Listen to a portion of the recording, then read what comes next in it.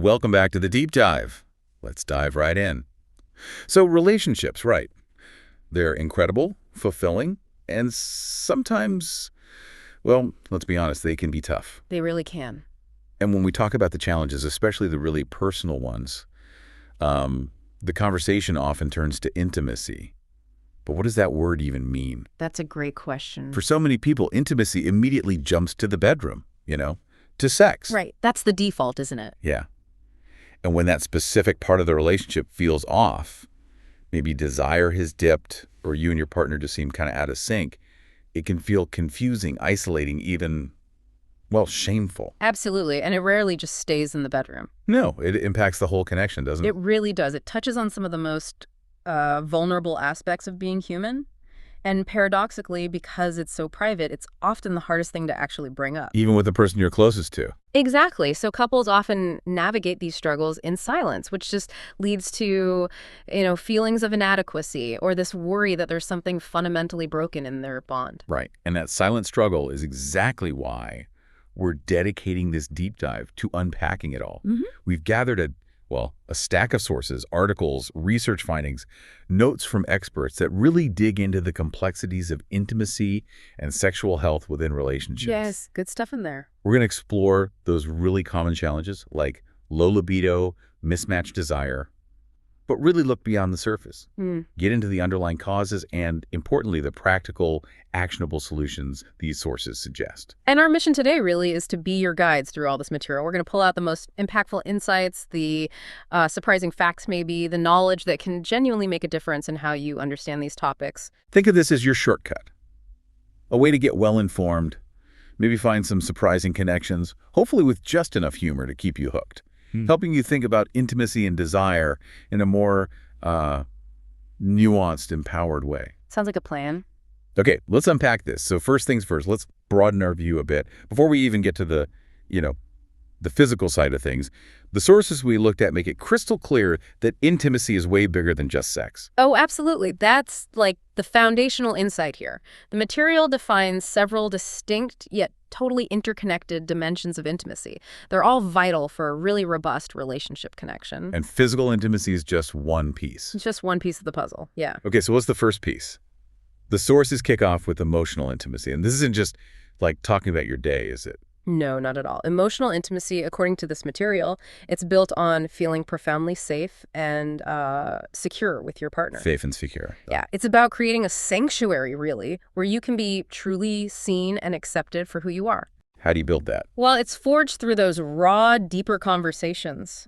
Sharing your innermost feelings, your struggles, your fears, your needs, things you might not share with just anyone. That requires vulnerability. Huge vulnerability. And it absolutely requires active, non-judgmental listening from both sides. You have to cultivate a space where that vulnerability isn't met with criticism or, dismissal. Makes sense. And the sources really emphasize this kind of vulnerability. It can feel incredibly uncomfortable, maybe even exposing. Yeah, I can see that. Which is precisely why a bedrock of trust is absolutely essential. If you've had past experiences, maybe betrayal, rejection, or just emotional pain, when you've opened up before those experiences can create really powerful barriers, it makes it genuinely difficult to risk being that vulnerable again. Wow. Yeah. So it takes real courage to show those tender parts of yourself, and you need to trust they'll be handled with care. Exactly.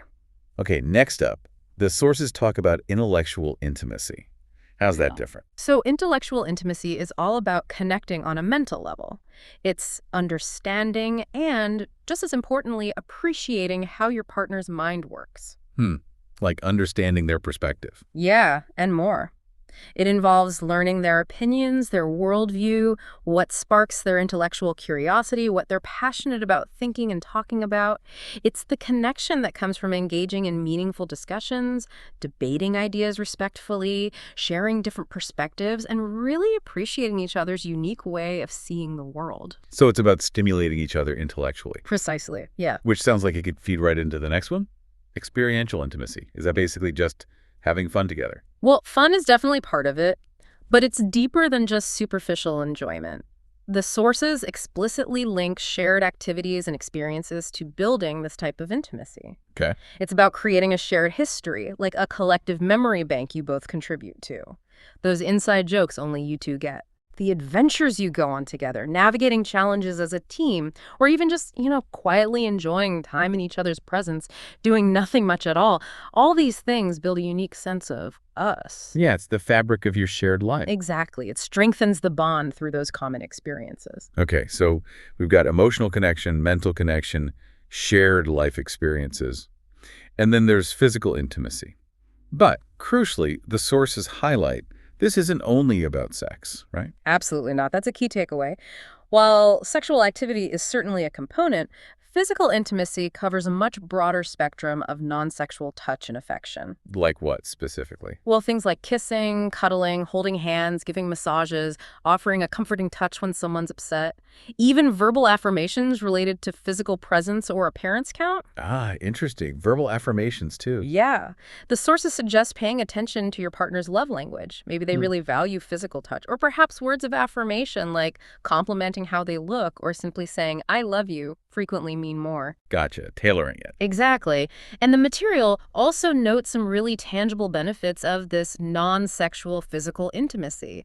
It suggests it can actually boost immune systems, contribute to living longer, and generally lead to increased happiness and well-being. Wow, so just holding hands can do all that. Apparently so. Yeah. It's a powerful force for connection, totally outside the context of sexual desire or performance. That's incredible, simple touch having such profound effects. Yeah. Okay, the sources also mention something called intimacy beyond conflict. That sounds counterintuitive. Doesn't conflict usually damage intimacy? It definitely can damage it if it's handled poorly. Think yelling, shutting down, blaming. Right. But the material points out something really interesting. Disagreements, rather than necessarily leading to a win-lose scenario or just, settling the argument to make it stop, Yeah. they can actually be fertile ground for deeper understanding and growth. If you can navigate conflict in a way that maintains respect, really seeks to understand the other person's perspective rather than just scoring points or shutting down. That process actually builds intimacy, even when things are hard. It shows you can weather storms together and learn from them, and that strengthens the bond in the long run. Huh. So handling disagreement as well as intimacy. In a way, yes. It builds resilience and trust. So we've got emotional, intellectual, experiential, physical, broadly defined, and even how we handle disagreements. What's the common thread? What connects all these different dimensions? Communication, hands down. The sources are absolutely unambiguous on this point. The foundation. It's the indispensable foundation for building and maintaining all these types of intimacy. It's the tool that prevents misunderstandings, allows for constructive conflict resolution, and it's explicitly called out as essential for building that deep emotional intimacy we talked about first. You really can't build trust or share your world without it. Impossible. Okay, but saying just communicate better Yeah. is easier said than done, right? Did the sources offer specific, practical tips on how to improve communication? They did, thankfully. They provide some really concrete techniques. A key one is practicing active listening. What does that really mean? Active listening. It means truly focusing on hearing and understanding what your partner is saying, not just waiting for your turn to talk or formulating your rebuttal or getting distracted by your phone. It's about making them feel genuinely heard. Okay, putting your own stuff aside for a minute. Exactly. Another big one is expressing your own feelings clearly, using I statements. Ah, the classic I feel. It's classic for a reason. Instead of saying, "You always make me feel bad," which sounds accusatory and immediately puts someone on the defensive. Yeah, triggers that wall. Right, try, "I feel hurt when X happens." This focuses on your experience without attacking them. They also suggest setting aside regular, dedicated time just to talk free from distractions like phones or the TV. Quality time for connection. Making it a priority. And perhaps most importantly, the sources warn against criticism. Criticism, they state, almost invariably triggers defensiveness. Which just shuts everything down. Immediately. It shuts down open conversation and erodes intimacy. Focusing on specific behaviors or needs, rather than attacking someone's character, is vital. That distinction between I feel and you always. It's so simple, but so powerful and so easy to forget in the heat of the moment. Oh, absolutely. Takes practice. So thinking about our listener again, why is understanding all these layers of intimacy beyond just sex, why is that so critical for you listening right now? Because intimacy, in this really holistic sense, is the absolute bedrock of a truly strong, lasting, and fulfilling relationship. The sources are very clear on the consequences when it's lacking. Like what? While a lack of emotional intimacy, for instance, is highlighted as a significant contributor to general dissatisfaction, feelings of insecurity, maybe a diminished sense of self within the relationship, loneliness even when you're together, and just an overall disconnect from your partner. And that emotional disconnect bleeds into other areas. Definitely. When the emotional connection falters, it often impacts the physical connection too, and that includes sexual desire. It's really the glue that holds everything together. If you ignore any one dimension, you risk weakening the whole structure. Okay, so we've established intimacy is this rich, multidimensional connection, vital for a thriving relationship. But let's be real. When people talk about intimacy problems, often the very first thing that comes to mind is sex. Yeah, that's usually where the conversation lands. Specifically, when desire seems to fade or partners feel totally out of sync sexually. That's a huge source of pain and stress for, gosh, countless couples. It really is, and it's incredibly common. The sources we looked at are very clear on this.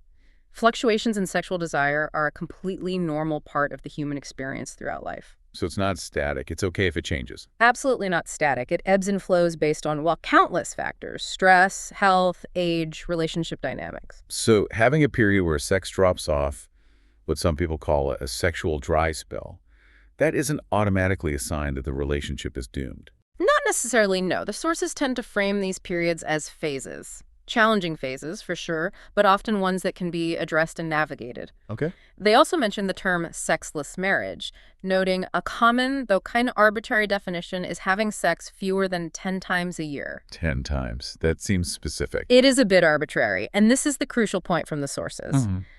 The subjective definition is what really matters most. If the lack of sexual activity or a persistent low desire causes significant distress for either partner, regardless of the actual frequency, Then it's an issue. then it's an issue worth addressing. It's about the impact, not the number.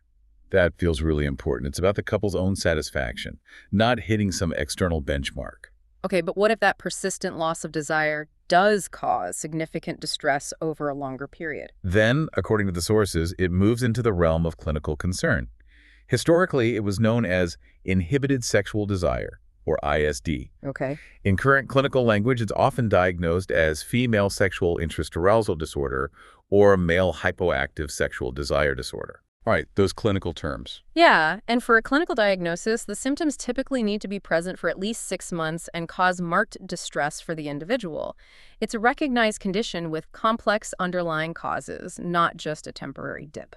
That distinction probably helps validate the experience for people who are really struggling with it long term. I think so, yes. So let's dive into the causes outlined in the sources.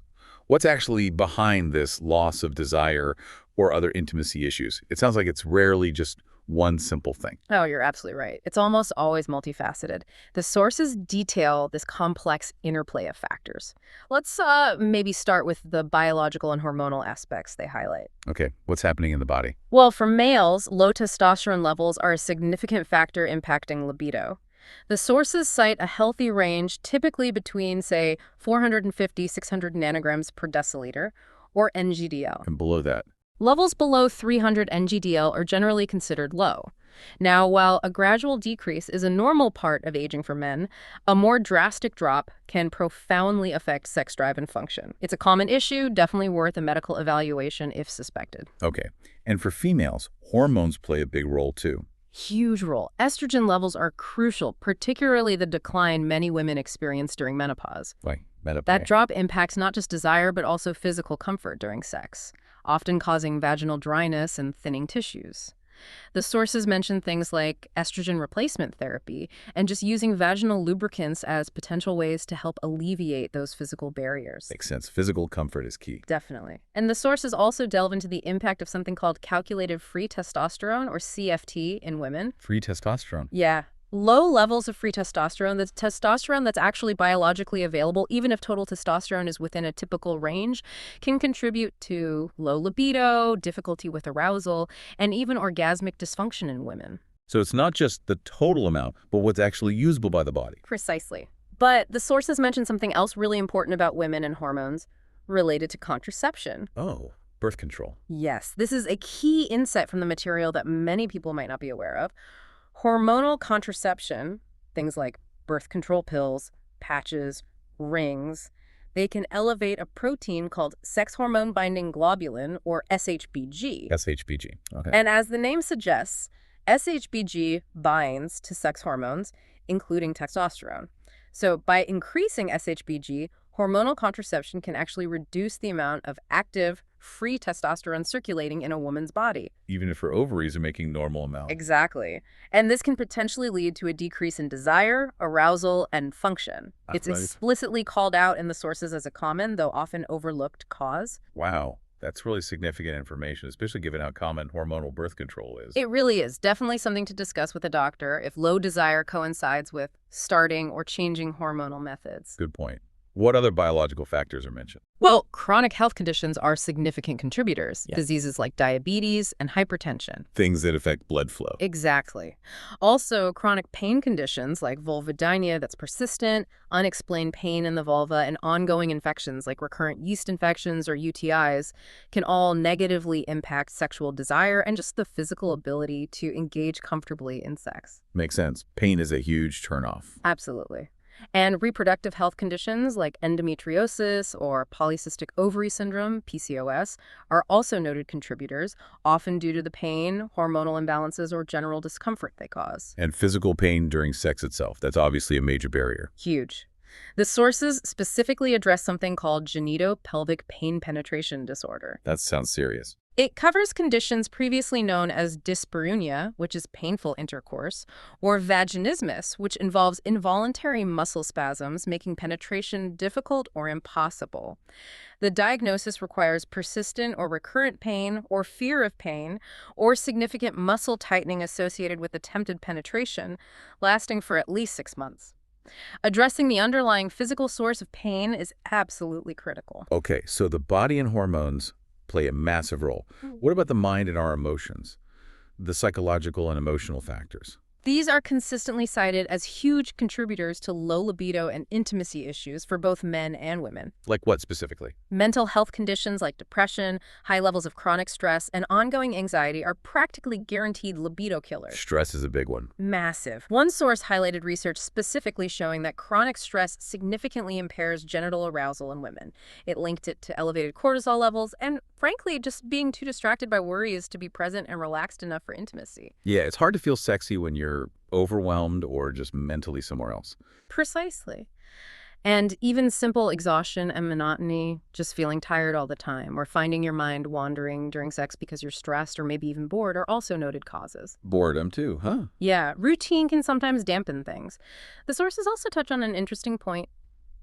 Some emotional disorders, like depression or anxiety, might sometimes actually increase solitary sexual desire. Meaning masturbation.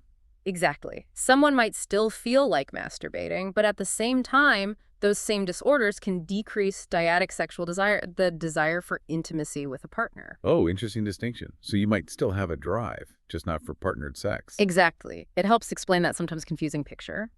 And then there are individual psychological factors woven in. Like personality traits. Sort of. Concepts like approach versus avoidance motivation, whether you tend to move towards or away from potentially rewarding or risky experiences. Attachment styles come up too. Attachment styles. Right. Like anxious or avoidant.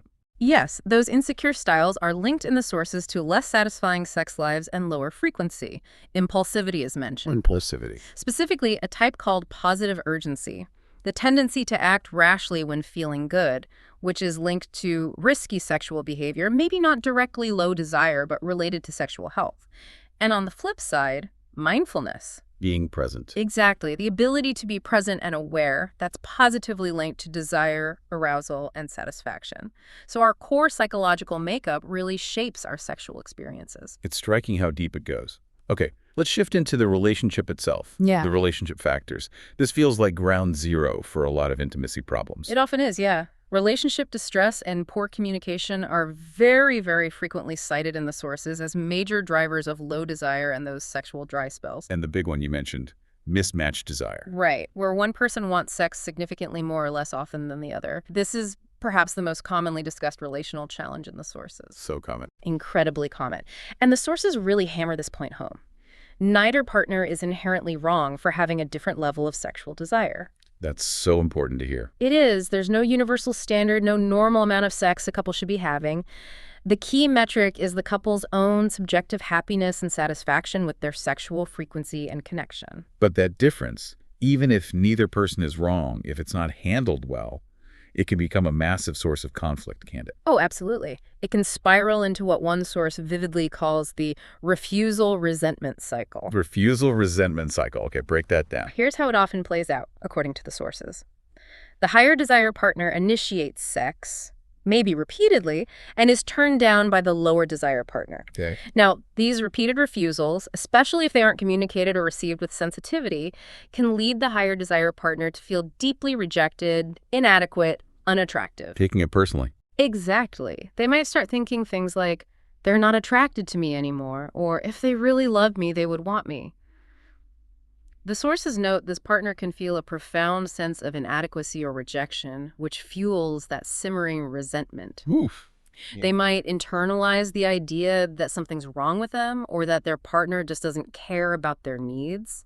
And part of navigating this, the sources suggest, is for the higher desire partner to maybe work towards accepting that sexual relationships naturally evolve over time, and changes in frequency don't automatically mean a lack of love or attraction. That's a tough mental shift when you're in the thick of feeling rejected. It really is. Okay, what about the lower desire partner in this cycle? What's their experience?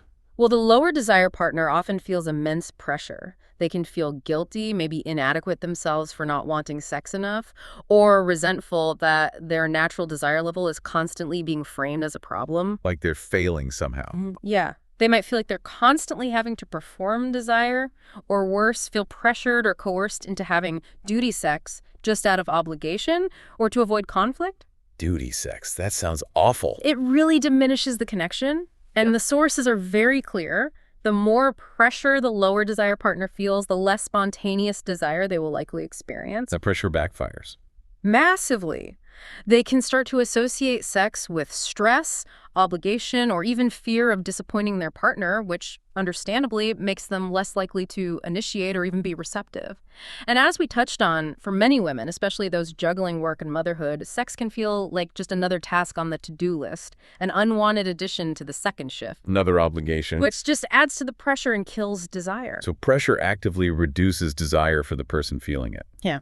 Okay, the sources also mention something called sexual withholding. Is that different? Yes, it's distinct from simply having lower desire naturally. Yes. Sexual withholding, as described in the material, involves one partner deliberately abstaining from sexual intimacy. Deliberately. Why? It can be for various reasons, sometimes as a form of punishment, control, or maybe passive aggression. Or sometimes it's just a defensive reaction to unresolved conflict, like shutting down sexually because you're angry about something else. Okay, so it's more intentional. Right. And the sources note this can be incredibly stressful for the other partner. And if it's persistent and unresolved, it's linked to increased risk of things like infidelity or even marital breakdown. It can manifest as outright refusal, consciously avoiding any physical affection that might lead to sex, or actively creating barriers to connection. That sounds like a much more active and potentially damaging dynamic than just having different drives. It definitely can be. And of course, running underneath all these relationship factors is communication breakdown. Back to communication again.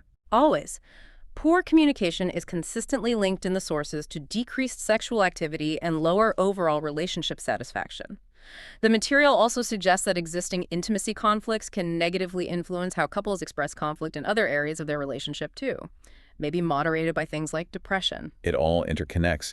And what about the most fundamental relationship factor impacting intimacy? Broken trust. Hands down.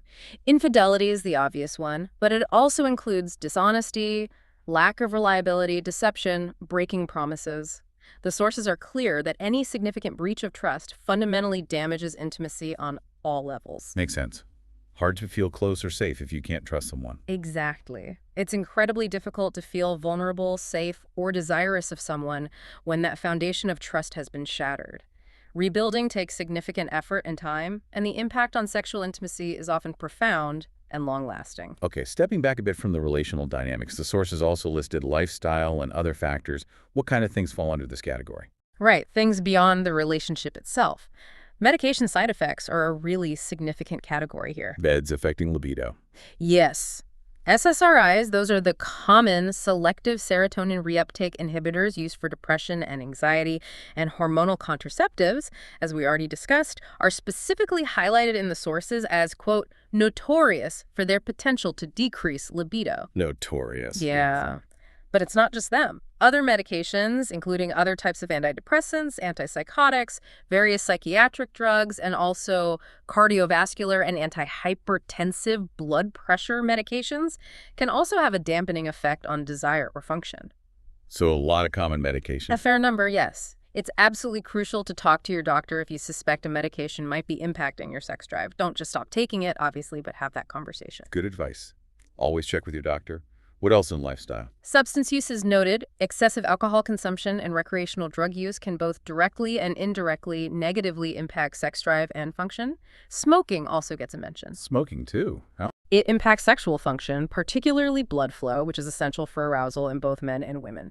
So, yeah, another reason to quit. Okay. And beyond substances, just simple lack of sleep and exercise play a role. Poor sleep leads to fatigue, irritability, and it can even disrupt your hormonal balance, all things that negatively affect libido and performance. Makes sense. Too tired for anything. Exactly. And lack of regular physical activity also negatively impacts sexual function and just your general well-being and energy levels. And diet. You mentioned that briefly. Yes, diet gets a mention too. High salt intake is linked to negative impacts on sexual function, probably related to cardiovascular health again. Okay, so watch the salt. Yeah. Conversely, a healthy diet, like the Mediterranean diet, which is often cited, is associated with improved sexual function. Some specific foods like soy, watermelon, and cocoa are highlighted in some sources for potentially supporting blood flow, though maybe not miracle cures. Little helpers, perhaps. Perhaps. And the sources also note that certain nutritional deficiencies, specifically iron deficiency and vitamin D deficiency, have been linked to female sexual dysfunction. Wow. Iron and vitamin D worth getting checked. Could be, especially if other factors are ruled out. Okay. That is truly a comprehensive look at the potential causes. Biology, psychology, the relationship itself, lifestyle choices. It really underscores that finding the root cause, or maybe causes, requires looking at the whole person and the whole picture. Absolutely. It's rarely just one single thing. We've really dug into the many reasons why desire might fade or intimacy might struggle. But let's spend a bit more time on that issue you highlighted as perhaps the most common challenge couples face. Yeah. That mismatched desire. One partner wants sex way more often or way less often than the other. It's incredibly prevalent, yeah. And it's the source of just immense tension and misunderstanding in so many relationships. And again, it's just so crucial to internalize that insight from the sources. Neither person is wrong. Say it again. Neither person is wrong for having a different level of desire. There isn't a scorecard for frequency. What matters is the couple's shared satisfaction, or maybe lack thereof, with their sex life. Okay. But that difference in wanting, if it's not handled with care, can create that really painful refusal-resentment cycle we talked about. Can you maybe paint a clearer picture of what that actually feels like for each partner based on the sources? Sure. For the higher desire partner, those repeated refusals can feel deeply, deeply personal. It can really chip away at their self-esteem. Feels like rejection. Exactly. They might start interpreting the no, even if it's said gently as, "You're not attracted to me anymore," or "You don't desire me," or even connect it to a lack of love, thinking, "If you loved me, you would want me." Ouch. Yeah. The sources know that this partner may feel a profound sense of inadequacy or rejection, and that's what leads to that simmering, sometimes explosive resentment. They might internalize the idea that something is fundamentally wrong with them, or that their partner simply doesn't care about their needs. And you mentioned the sources suggest part of navigating this is for them to accept that things change. Yeah, working towards accepting that sexual relationships naturally evolve over time, and that changes in frequency don't automatically equate to a lack of love or attraction from their partner. It's a difficult shift, but an important one. That is a tough mental shift, especially when you're feeling hurt and rejected in the moment. Okay. Yeah. What about the lower desire partner in this cycle? What's their experience like? The lower desire partner often feels, well, immense pressure. They can feel guilty, inadequate themselves maybe, or resentful that their natural desire level is being perceived as the problem. Like they're the one who needs fixing. Exactly. They might feel like they're constantly having to perform desire they don't genuinely feel, or worse, feel coerced into having that duty sex we mentioned, just out of obligation or to keep the peace. Which kills any chance of genuine desire. Totally. And the sources are crystal clear on this. The more pressure the lower desire partner feels, the less spontaneous desire they are likely to experience. Pressure is the enemy of desire here. So it creates a catch-22. Completely. They can start to associate sex with stress, obligation, maybe even fear of disappointing their partner again, which understandably makes them less likely to initiate or be receptive next time. And again, for many women, particularly those juggling multiple responsibilities, the idea of adding sex to an already overflowing plate can feel like an exhausting demand, not a desirable connection. It sounds like this awful vicious cycle where both partners end up feeling hurt, misunderstood, and maybe even angry. That's exactly what it is, a cycle that needs to be broken. So how do the sources suggest couples actually navigate this very common mismatched desire gap? Yeah. How do they break the cycle? Okay, there are several strategies outlined, mostly focusing on communication and shifting perspective. First, and maybe the hardest step, is simply acknowledging the issue exists. Bring it out into the open. Yes. Both partners need to recognize that a disparity exists and that it's causing distress, even if it's mainly causing distress for just one partner initially. Avoiding the conversation just maintains the status quo, which the sources bluntly refer to sometimes as the dead bed phenomenon. You absolutely have to talk about it to change it. Okay, step 1. Acknowledge it, talk about it, then what? Then shift the focus of the conversation. This is key. Instead of dwelling on the deficit, using phrases like, "we never have sex anymore," or "why don't you ever want me," which are inherently critical and just trigger defensiveness. Right. Puts the other person on the spot. Totally. Instead, focus on what you would like to happen. Frame it positively and constructively.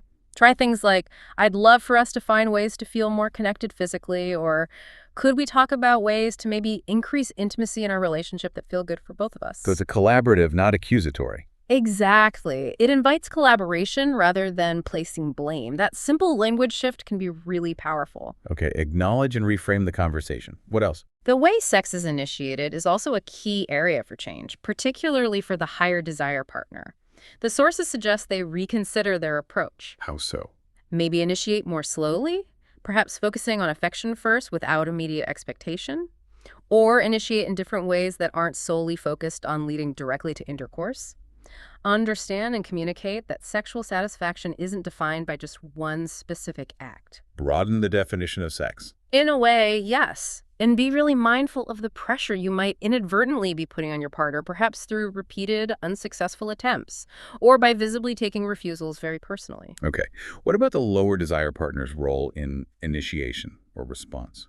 Well, the sources do note that the lower desire partner might sometimes make a conscious choice to engage in sex even when their spontaneous desire isn't particularly high. Like the duty sex thing. It can be duty sex, which isn't ideal, but it can also be framed as a valid choice if, and this is a big if, it comes from a genuine place of wanting to connect with or please their partner, rather than feeling coerced, obligated, or resentful.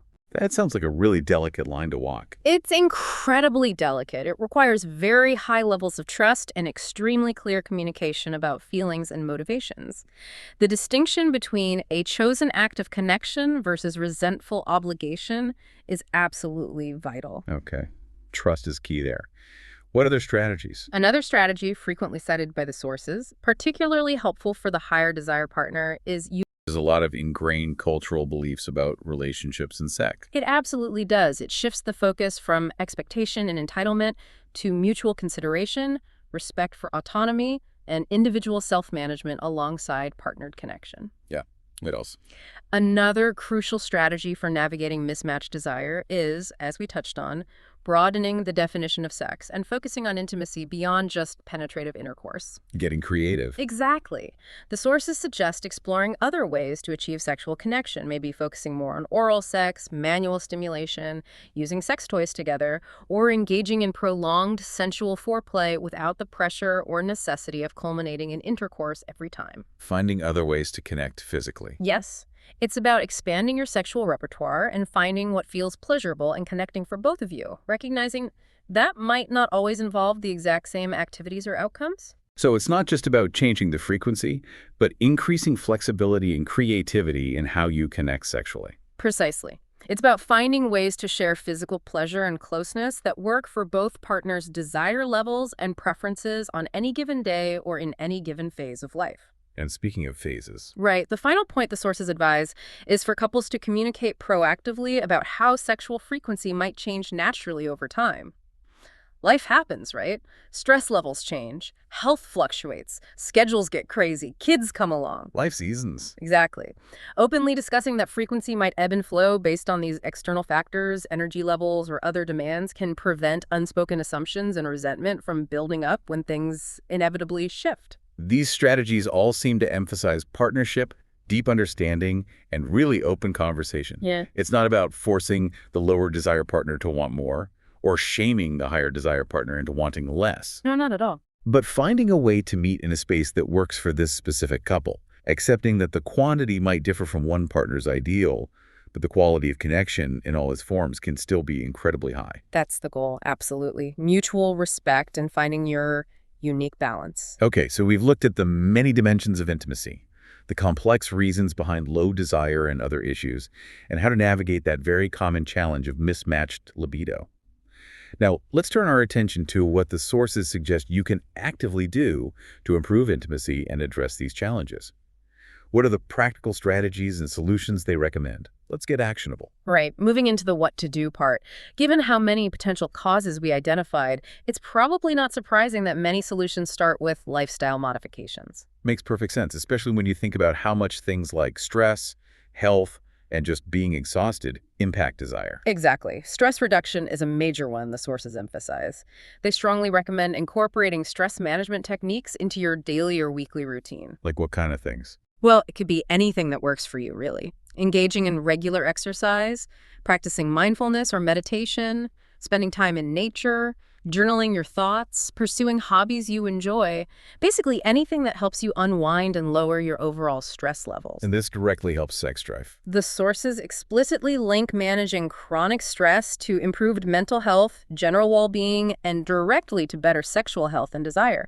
Remember that research linking chronic stress to lower genital arousal in women. Reducing that background stress can help counteract it. Okay, so stress management isn't just nice to have, it's crucial.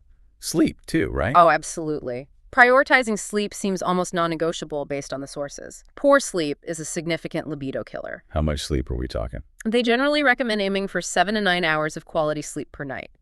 Lack of sleep leads directly to fatigue, increases irritability, and can even disrupt the delicate hormonal balance necessary for sexual desire and function. Yeah, hard to feel romantic when you're grumpy and exhausted. Exactly. One source specifically highlighted the link between sleep quality and sexual function, particularly in women.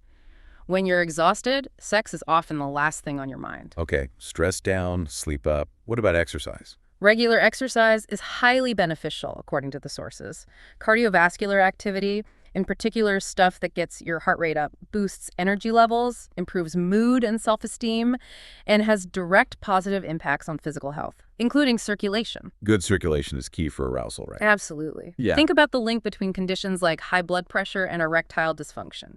Regular exercise helps manage those risks. What's good for your heart is generally good for your sexual health.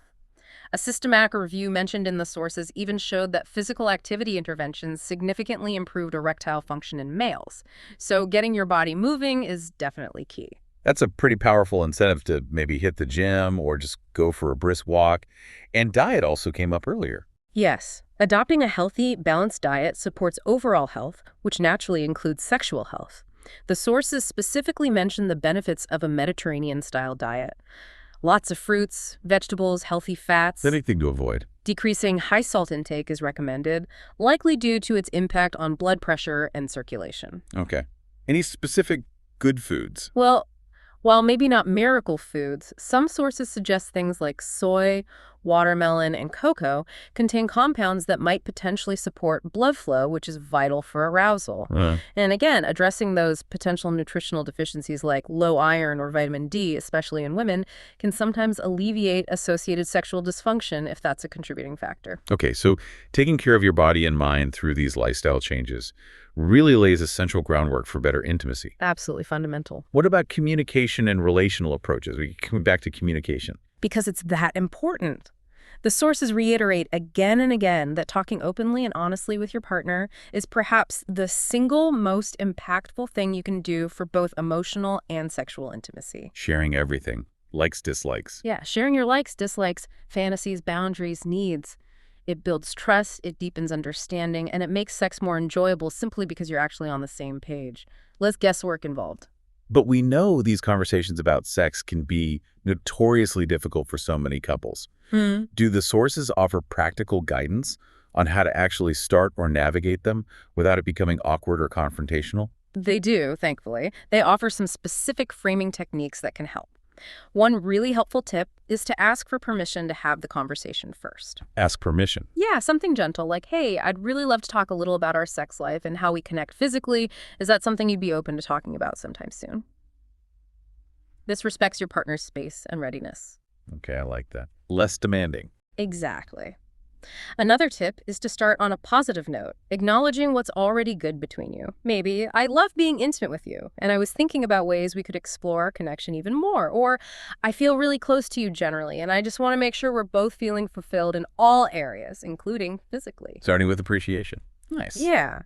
And when you do need to address a concern, bring up a specific behavior or situation rather than using those vague generalizations or criticisms. So instead of, we never have sex, try, I've noticed that lately I've been feeling a little disconnected from you physically, or I've been thinking about how our sexual frequency has changed recently and just wanted to talk about it. Specific and focused on I statements again. Right. Sharing a personal experience can also be a gentle way to open the door. Like, I read this interesting article about different types of intimacy the other day, and it got me thinking about ours. Using an external thing as a starting point. Exactly. It can feel less direct sometimes. Those are such helpful, non-threatening ways to approach what can be a really sensitive topic. They really can lower the anxiety around it. And of course, during these conversations, and really any interactions, that active listening without judgment is paramount. You have to create a safe space where your partner feels comfortable sharing their honest feelings, even if those feelings are difficult for you to hear. Listening to understand, not just to reply. Precisely. And beyond those intentional conversations about sex, the sources also emphasize fostering a general culture of appreciation in the relationship overall. Just day-to-day appreciation. Yeah. Explicitly telling and showing your partner how much you appreciate them, not just for grand gestures, but for the everyday things. Thank you for helping with the dishes tonight. I really appreciate you listening to me vent about work today. It meant a lot when you did X. This builds goodwill and a positive emotional bank account, which makes everything else easier. It makes both partners feel seen and valued. Right. Which has to strengthen the foundation for intimacy. Absolutely. And tied into that is respecting boundaries. Knowing and honoring your partner's limits, both inside and outside the bedroom, is a non-negotiable sign of compassion and respect. It builds that crucial trust and safety. Okay, let's talk about the bedroom itself, or wherever intimacy happens. What behavioral techniques and enhancements do the sources suggest to maybe reignite sparks or just improve sexual connection? Right. This is where some interesting, maybe even controversial sounding strategies come in. One that often sounds counterintuitive, but is actually strongly supported in the sources, particularly for couples in a sexual dry spell or dealing with that mismatched desire, is scheduling sex. Scheduling sex. That always gets a reaction. People think it sounds so unromantic. It does. And the sources directly challenge that idea that scheduling sex is lame. They frame it instead as a practical way to intentionally make time for something important and valuable in the relationship, especially when life is busy or spontaneity has just naturally faded. So it's about prioritizing connection. Exactly. Identifying a doable day or maybe a time slot removes the constant anxiety of potential rejection for the initiator and the constant pressure for the person with lower desire. It creates intentional space for connection to happen without the guesswork. One source actually calls scheduling sex a potential game changer for couples experiencing little to no sexual activity, saying it can help reduce awkwardness and simply ensure intimacy happens. It shifts it from being a passive hope to an active priority. Makes sense. It's about intentionality. Totally. Another recommendation is simply to try new things. Mix it up. New things like? Could be anything. Experimenting with different sexual positions, trying different locations in the house or maybe elsewhere, different times of day.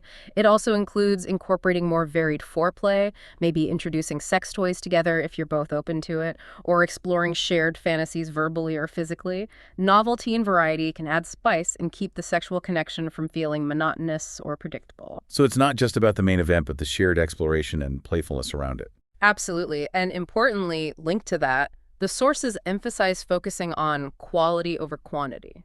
This isn't a performance review measured by how often you have sex or whether someone has an orgasm every single time. Right, letting go of the scorecard mentality. Exactly.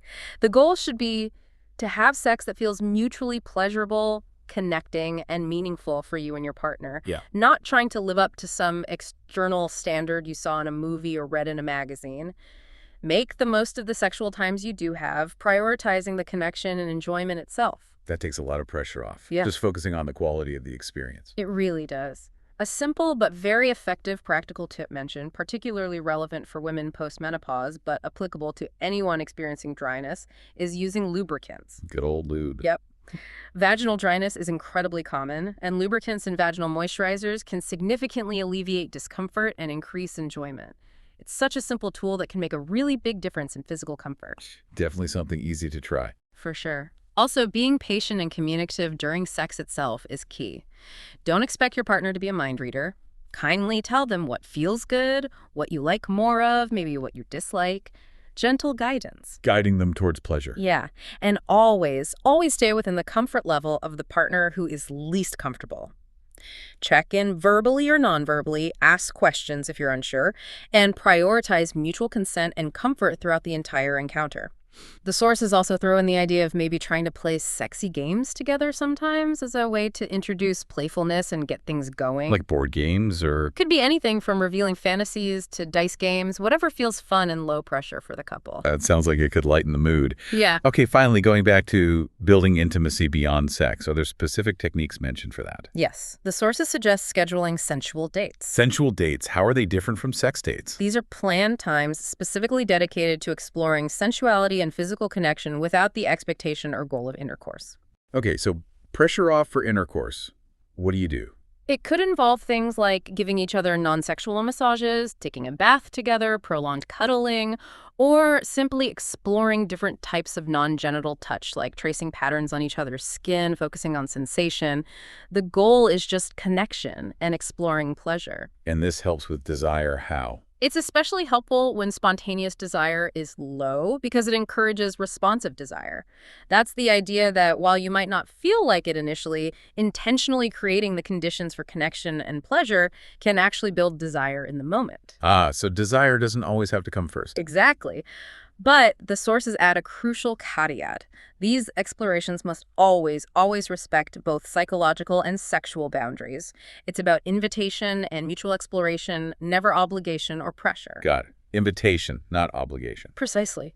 So it's about intentionally creating opportunities for connection and desire to emerge, rather than just waiting for it to magically appear out of nowhere. Makes sense. And of course, as we discussed earlier, continuing to build that experiential intimacy through shared activities outside the bedroom is vital, as is practicing non-sexual physical touch and expressing appreciation based on each other's love languages, words of affirmation, quality time, acts of service, etc.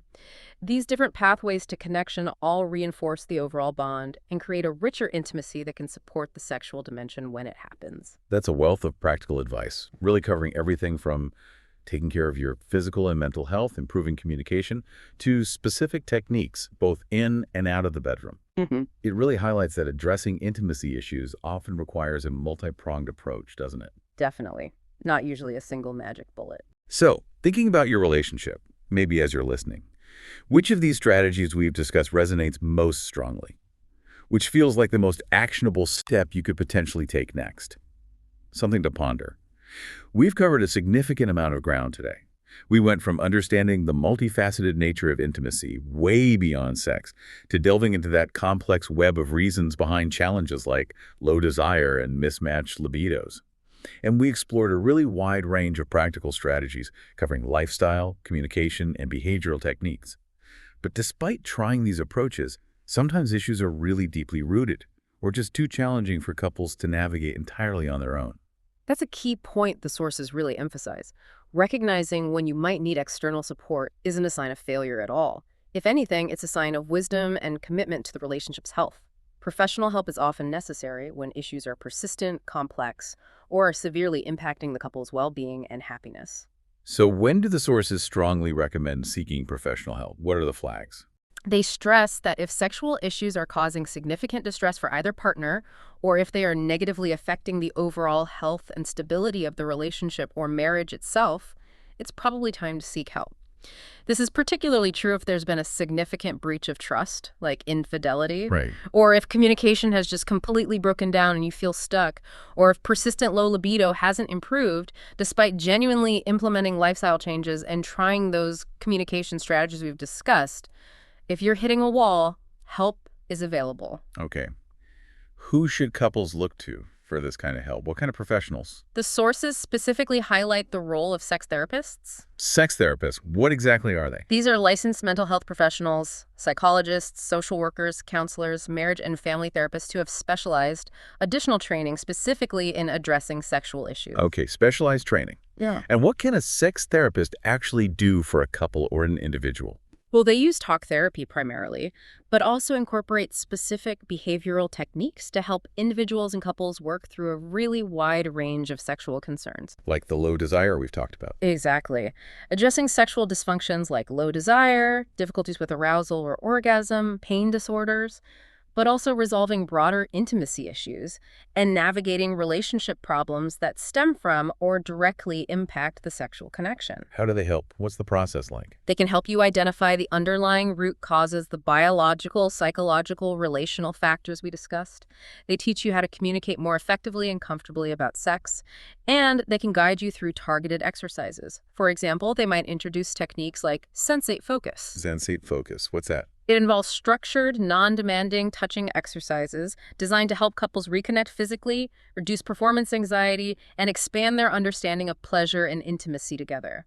It often starts with non-genital touch and gradually progresses only when both partners feel comfortable, focusing on sensation rather than wellness. That sounds like a way to rebuild connection slowly and safely, without pressure. That's exactly the idea. Rebuilding connection and reducing anxiety. Okay. How do you find a good sex therapist? What should you look for? The sources suggest looking for a professional with relevant experience in the specific issues you're facing, whether it's low desire, pain during sex, intimacy barriers, maybe past trauma affecting sexuality. Check their clinical background. Qualified sex therapists typically hold advanced degrees in a relevant mental health field, plus specialized certification or extensive training in sex therapy. Credentials matter. They do, but beyond credentials, compatibility is absolutely key. You need to find someone you both feel comfortable with, someone you trust, someone you feel a good therapeutic connection or rapport with. You'll be discussing very personal, vulnerable topics. So it's okay to shop around. Absolutely. Don't hesitate to have initial consultations with a few therapists to find the right fit for you or you as a couple. Okay. Trust your gut. And do both partners always need to attend sex therapy together? Not necessarily, no. The sources note that sex therapy can be effective for individuals working on their own sexual concerns, perhaps related to past experiences or personal anxieties. Or it can be for couples attending sessions together. Sometimes addressing individual psychological or historical factors first is necessary before involving the partner, or maybe one partner is simply more ready or willing to start therapy than the other. Okay, flexible options there. Yeah. Now, beyond sex-specific therapy, is general couples therapy also beneficial for these kinds of issues? Oh, absolutely. Couples therapy provides that structured, neutral environment to address the broader relationship dynamics that are often, maybe even usually, at the root of intimacy issues, even if they don't seem directly related to sex on the surface. How does couples therapy help with sex problems then? Well, a couples therapist can help you improve fundamental communication patterns across the board. They help identify root causes of intimacy barriers like unresolved conflicts, emotional distance, maybe past traumas that impact how you connect now, or those insecure attachment patterns we mentioned earlier. So it addresses the foundation. Exactly. By fostering emotional connection and helping couples build trust and vulnerability in all areas of the relationship, it can naturally lead to a stronger, more resilient physical and sexual connection, too. The sources mention that contemporary couple therapy utilizes evidence-based methods, meaning approaches that have research backing their effectiveness. And these therapists often blend different approaches, right? It's not just one size fits all. That's right. Modern couple therapy often integrates techniques from various schools of thought, maybe cognitive behavioral approaches, attachment theory, systemic therapy, emotion-focused therapy. This allows them to work with emotion, explore the meaning behind behaviors, understand how early life experiences might be showing up in the relationship now, and teach concrete communication and conflict resolution skills. A source specifically cited research showing that couple therapy focused on relationship enrichment significantly improved both overall intimacy and sexual function for couples. So it can have a direct impact on the sex life, even if it's not labeled sex therapy. There was also that fascinating concept from the Gottman research mentioned in one of the sources about solvable versus unsolvable problems in relationships. How does therapy relate to that idea? Ah, yes, that's such a profound insight into long-term relationships. The Gottman's research suggests that a surprising majority, maybe like 2/3 of relationship problems, are actually unsolvable. Unsolvable. That sounds depressing. Well, it means they are perpetual issues or fundamental differences in personality, needs, values, or perspectives that may never fully disappear no matter how much you talk about them. Maybe one partner is a spender, the other a saver. One an introvert, one an extrovert. These things often don't just change. Okay, so therapy can't fix those. Therapy isn't always about making these problems vanish entirely. Instead, it's often about helping partners navigate these recurring issues in a way that doesn't constantly erode the relationship's foundation. Therapy helps partners develop the tools and perspective to understand if they are willing to live with that particular set of ongoing challenges with this specific person, The acceptance piece. and how to discuss and manage them respectfully so they don't create constant gridlock, contempt, or resentment. So it's less about eliminating all problems and maybe more about learning how to, dance with them together without stepping on each other's toes too much. That's a great analogy. Exactly. Learning to manage, not necessarily eliminate. And within that couples therapy context, individual issues that deeply impact intimacy, things like past sexual trauma, deep-seated insecurities, those attachment wounds, or ongoing depression or anxiety, can often be addressed within the framework of how they affect the relationship dynamic. Working on those individual factors, even in couples therapy, can significantly improve the capacity for intimacy for both partners. It really sounds like seeking professional help, whether it's specialized sex therapy or broader couples therapy, isn't an admission of defeat at all. It's more like a powerful step towards understanding, maybe healing, and ultimately building a stronger, more connected relationship. It's precisely that. It's an investment in the health of the relationship and in the well-being of both individuals within it. A sign of strength, not weakness. Wow. Okay. That was truly a deep dive today. We started by really recognizing that intimacy is so much more than just physical sex. We explored the emotional, the intellectual, the experiential, and even how we handle conflict as dimensions of closeness. Then we pulled back the curtain on that really complex web of reasons why desire can fluctuate or become mismatched in relationships. We looked at everything from hormones and health conditions to psychological factors, deep relationship dynamics, and even day-to-day lifestyle choices. And we didn't just stop at the problems. We delved into a really wide array of practical, actionable strategies drawn directly from the sources, things you, listening right now, can potentially implement starting today. Yeah. We talked about the power of those lifestyle changes, Yeah. right? Managing stress, getting enough sleep, exercising. Yeah, and we reinforced the absolute necessity of open, honest, kind communication, offering specific tips on how to actually talk about sex constructively and how to show appreciation in everyday ways. We explored techniques to maybe spice things up or just regain connection, like that counterintuitive idea of scheduling sex sometimes, trying new things, focusing on the quality of connection over some kind of number, and utilizing simple tools like lubricants or planning those sensual dates without pressure. And finally, we highlighted the critical importance of knowing when trying on your own isn't enough and when seeking professional help is the wisest step. We clarified what sex therapists and couples therapists do and how they can guide couples through those deeper, more persistent challenges, even helping navigate those tricky, unsolvable problems that are part of any long-term relationship. This whole deep dive into the sources we gathered was really designed to give you, our listener, a shortcut to being better informed, maybe feeling less alone with these challenges, and more empowered to think about these vital, often sensitive aspects of your relationships. And ultimately, I think the material suggests that building intimacy and navigating sexual health in a long-term relationship, well, it isn't really about achieving some perfect, effortless state you see in movies or comparing yourselves to statistics you read online. No, it's much more real than that. It's about the ongoing process, isn't it? Understanding yourselves and each other better, making conscious efforts to connect on multiple levels, communicating openly and kindly about your needs and desires, even when it's hard, and being willing to navigate the inevitable challenges and changes together. With patience. Lots of patience Sensitivity. and compassion. It's really about finding what feels right right and works for your unique relationship, and deeply connecting with your partner, even or perhaps especially when things get difficult. So, thinking about everything we've unpacked today, here's a final thought to mull over. What aspect of intimacy, in its broadest sense, are you going to focus on building or exploring next in your own relationship? That's the thought to carry with you. That concludes this deep dive.